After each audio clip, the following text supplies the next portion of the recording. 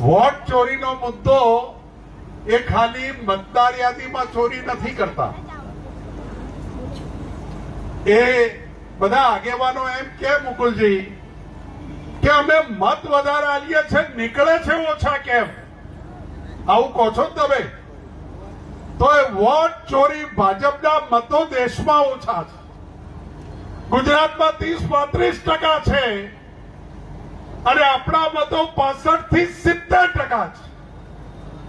તમે જોજો આપણું બૂથ હશે ત્યાં મતદાન ધીમું ચાલતું હશે અને ભાજપનું હશે ત્યાં સડસડાટ ચાલતું હશે.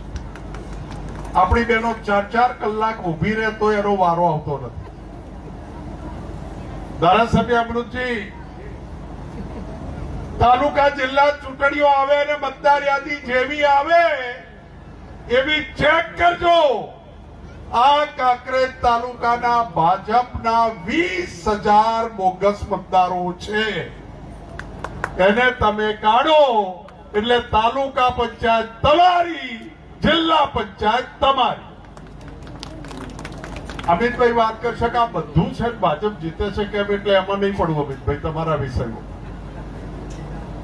પણ આ પ્રજાને ચેતવવા માટે આવ્યો છું, કોંગ્રેસને. રાહુલ ગાંધી ઉપર જુદા જુદા રાજ્યોમાં 42 પોલીસ કેસ છે. 42. કાંતિભાઈ, અમરતજી અને આગેવાનો બેઠા છે. ગુલાબસિંહ, પોલીસની ધરાઈને લાકડીઓ ખાઓ. ગરીબેન, આ ચોથી વખત બનાસકાંઠામાં વરસાદે રાહતાળ કર્યું છે. ચોથી વખત. તમારું સાચું નુકસાન છે ક્યાંય મળે છે ખરું?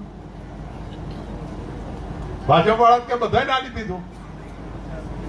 આ પત્રકારો બેઠા છે, તમને બધાને પૂછું છું કે જ્યારે જ્યારે વરસાદે નુકસાન કર્યું ત્યારે ખેડૂતને નુકસાન થયું.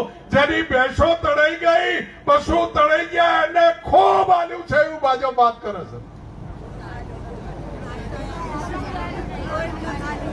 બહેનો નથી મળતું? આ બહેનો ના પાડે છે, ભાઈઓ આ પાડે છે.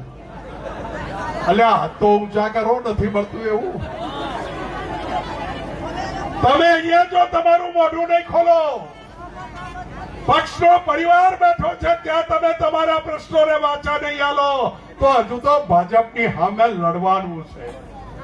ભાજપના ધારાસભ્યોને ચેલેન્જ કરવાની છે. ગેનીબેન, કરો કંઈક 4 મહિનામાં એવું કે જે ગામમાં નુકસાન થયું અને એ ગામમાં વળતર નામ બન્યું હોય તો ભાજપને ગામમાં પ્રવેશ બંધી બંધ કરી દો. ગામમાં આવવાનું બંધ કરી દો. જે પ્રજાને તકલીફ પડે છે ને વાચા આપે, બોલે, એ જાતનું કામ આપણે કરવું પડશે. નહીતર તો નક્કી કરીને બેઠા છો ચૂંટણી આવવા દો. રાજસ્થાન નજીક છે. અહીંથી કન્ટેનર ભરી લાલ લીલું પાણી ઉતારશે. ઉતારે છે કે નથી ઉતારતા? અને વાત જોઈ બેઠા હોય છે કે પેટીઓ જ્યારે આવે. બહેનો, તમે આ વખત ધોકા તૈયાર રાખજો ઘરમાં. કોંગ્રેસ નક્કી કરે કે અમારે મત લેવા છે પણ વ્યસનનું ખપ્પર દારૂ ક્યાંય વેચવો નથી. એ નક્કી કરે ભાજપ વેચવા નીકળે ક્યાંય પહેવા દેવો નથી. શું આપ્યું આપણા યુવાનોને? છોકરો પોલીસની તૈયારી કરે, તલાટીની તૈયારી કરે, મારી દીકરી પોલીસમાં જવાની તૈયારી કરે, આંગણવાડીમાં નોકરી લેવાની તૈયારી કરે, શિક્ષિકા બનવાની તૈયારી કરે. 10-10 વર્ષથી પેપર આપે, પરીક્ષા લે, પણ ક્યાંય મેળ પડતો તો આ લઈ જાય છે કોણ? તમારા ભાગની નોકરીઓ ભાજપ લઈ જાય છે. તમારા ભાગનો પૈસો ભાજપ લઈ જાય છે. તમારા ભાગનું જે લોકશાહીમાં તમને મળવા પાત્ર છે એ ભાજપ લઈ જાય છે. એટલે આપણું લઈ જતું હોય એ ચૂંટણી આવે ત્યારે એને જાકારો હલવાની જવાબદારી આપણી થાય છે. અહીંયા એક બૂથ ઉપરથી 100 નામો નામ અને સહીઓ કરવા કરવાની છે વોટ ચોરીના નામે.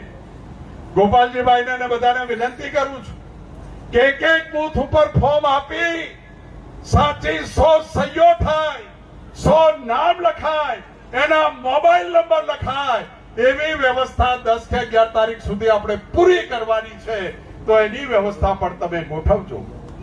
ગરીબેને ખૂબ સારી વાતો કરી છે, ખેડૂતોની તકલીફ પડી છે એની, વોટ ચોરી જાય છે એની, અને શિવાભાઈએ જે છેલ્લે વાત કરી કે આ બધું થવા છતાં પણ ભાજપ કેમ જીતે છે, તો એ અમિતભાઈને મુકુલજી વાત કરવાના છે. ત્યારે તમને સૌને વિનંતી કરું છું, પરિવાર લડી રહ્યો છે, રાહુલજીનો લડી રહ્યા છે, પ્રિયંકાજી, સોનિયાજી એક પ્રોગ્રામમાં આવે છે ને 4 દિવસ હોસ્પિટલમાં જાય છે. આ નેતૃત્વ લડાઈ લડી રહ્યું છે, અને આપણી લડાઈ લડી રહ્યા હોય ત્યારે દેશમાં એ લડાઈ લડે, પ્રદેશમાં અમિતભાઈ લડાઈ લડે, ગુજરાતમાં મુકુલજી અને સુભાષિની જે આપણી લડાઈ લડે, તો આપણા જિલ્લામાં, આપણા તાલુકામાં અને આપણા ગામમાં આપણે આપણી લડાઈ લડવી પડે કે નહીં, એ વિચારીને લડાઈની શરૂઆત કરો. છોડી